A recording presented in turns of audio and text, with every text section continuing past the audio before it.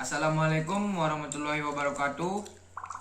Perkenalkan, nama saya Peri Irawan, NIM 2020D1 B060, kelas 1C Teknik Sipil. Di sini saya akan menjelaskan tentang Pancasila sebagai sistem filsafat. Sistem dapat didefinisikan sebagai satu keseluruhan yang terdiri dari aneka bagian yang bersama-sama membentuk satu kesatuan yang utuh. Tiap-tiap bagian mempunyai tugas dan fungsi yang berbeda dengan bagian yang lain. Namun demikian, tugas dan fungsi itu demi kemajuan memperkuat keseluruhan tersebut, suatu sistem harus memenuhi 5 persyaratan seperti berikut ini. 1. Merupakan satu kesatuan utuh dari unsur-unsurnya. 2. Bersifat konsisten dan koheren, tidak mengandung kontradiktif. 3. Ada hubungan antara bagian satu dengan bagian yang lain. 4. Ada keseimbangan dalam kerja sama. 5. Semua mengabdi pada tujuan yang satu, yaitu tujuan bersama. Sedangkan filsafat berasal dari bahasa Yunani philosophia. Philo berarti cinta, sedangkan sophia berarti kebijaksanaan. Dengan demikian secara etimologis, filsafat berarti cinta akan kebijaksanaan. Filsafat adalah ilmu pengetahuan yang menyelidiki hakikat dari segala sesuatu untuk memperoleh kebenaran. Filsafat mempertanyakan apa hakikat atau esensi dari suatu. Dengan cara itu, jawaban yang akan diberikan berupa kebenaran yang hakiki. Adapun ciri-ciri berpikir filsafat sebagai berikut. 1. Radikal, sampai ke akar persoalan.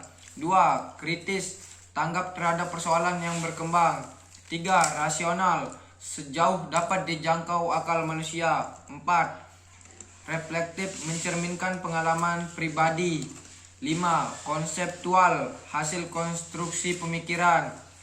6. Koheren, runtut berurutan. 7.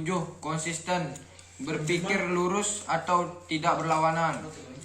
8. Sistematis, saling berkaitan. 9. Metodis, ada cara untuk memperoleh kebenaran. 10.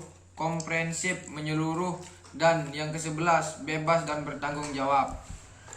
Pancasila sebagai sistem filsafat berarti bahwa merupakan kesatuan pemikiran yang mendasar yang membawakan kebenaran dan substansial atau hakiki.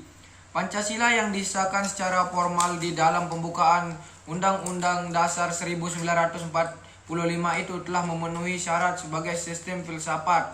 Sebagai sistem filsafat, Pancasila yang terdiri dari 5 sila itu merupakan satu keseluruhan yang terdiri dari bagian sila-silanya, merupakan tata rakit yang teratur dan tata rakit itu sesuai selaras dengan tata rakit keseluruhan Pancasila.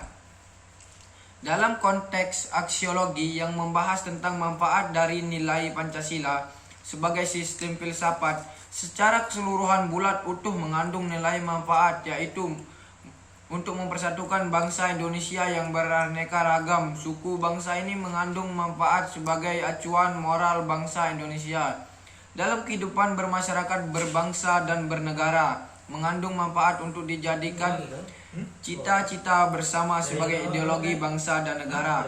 Dalam konteks ontologis yang membahas tentang ada sebagai yang ada, yang adanya tidak dapat tidak dan hakiki, artinya keberadaan mutlak nilai-nilai Pancasila itu ada dalam adat istiadat, budaya dan religi bangsa Indonesia. Sejak dulu kala, keberadaan mutlak dari sistem filsafat Pancasila mempunyai kedudukan yang benar kuat, tak mudah digoyahkan. Oleh karena itu, menolak Pancasila sebagai sistem filsafat berarti mengingkari nilai-nilai substansial hakiki yang telah membudayakan dalam kehidupan bangsa Indonesia sejak dulu kala. Dalam konteks antropologis yang membahas tentang kajian manusia itu sendiri, Pancasila sebagai sistem filsafat bertitik tolak pada hakikat kodrat manusia yang monopluralis, yaitu terdiri dari susunan kodrat monodualis. Jiwa raga kedudukan kodrat monodualis, makhluk berdiri sendiri, makhluk Tuhan. Sifat kodrat monodualis, makhluk individua sosial. Hakikat kuadrat manusia yang demikian itu menjadi landasan kehidupan manusia yang baik secara individu maupun kelompok. Kebangsaan yang selalu diarahkan dalam keseimbangan dan keselarasan.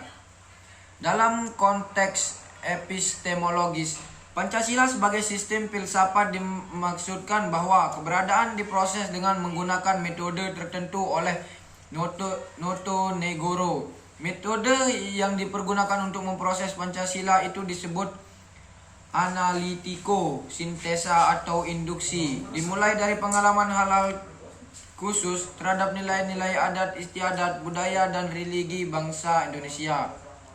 Dari pengamatan khusus itu diperoleh nilai yang sama, dan nilai yang sama itu dipadatkan menjadi lima sila seperti termuat dalam pembukaan Undang-Undang Dasar 1945. Bentuk susunan hierarkis piramida ini mengacu pada hukum logika perbandingan linier, yaitu isi pengertian kecil tetapi luas, cakupan juga kecil, dan sebaliknya. Isi pengertian besar tetapi luas, cakupannya juga besar. Keterangan. Meskipun beda gambarnya tetapi keduanya substansinya sama. Gambar piramida normal itu menunjukkan pada suatu perbandingan terbalik, artinya isi kecil luas cukupnya besar, sebaliknya isi besar luas cukupnya kecil. Sedangkan gambar piramida terbalik menunjukkan pada suatu perbandingan linier, artinya si kecil luasnya cukupnya juga kecil, sebaliknya isi besar luasnya cukup juga besar. Pada gambar piramida normal, sila 1 terletak pada puncak piramida yang artinya isinya kecil tetapi meliputi dan menjiwai sila-sila lainnya. Pada gambar piramida terbalik, sila 1 terletak pada bagian atas piramida terbalik sehingga sila 1 memiliki isi yang besar dan luas cukupnya juga besar. Sekian dan terima kasih. Wassalamualaikum warahmatullahi wabarakatuh.